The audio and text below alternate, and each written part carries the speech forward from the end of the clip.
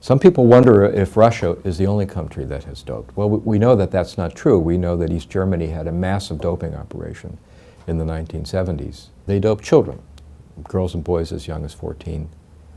They would tell them at times that they were taking vitamins, so it's not clear that these young people even knew that they were being, fed very powerful hormones. So we know that other countries have done it at various times. There are countries that also have systemic doping problems. Weightlifters from a handful of countries have had athlete after athlete disqualified for doping. China at one point suddenly became a power in women's swimming, and I'm sure it was just a coincidence that a former coach from East Germany had suddenly gone out to coach the Chinese women swimmers, a number of whom were caught for doping when they went for a meet. It happens. It requires constant vigilance to try to keep the field level for athletes who choose to compete without doping.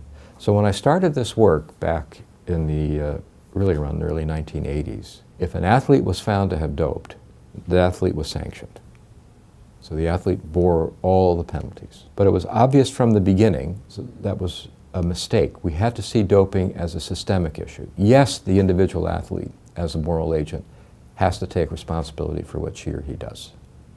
But there's a world of people around them. I refer to it as the athlete ecosystem that enables doping, promotes doping, pressures athletes to dope, deceives athletes about what they're being given. That ecosystem has to suffer the consequences also. There have to be sanctions against coaches, trainers, doctors, and sports team owners or national Olympic entities when they are involved in doping.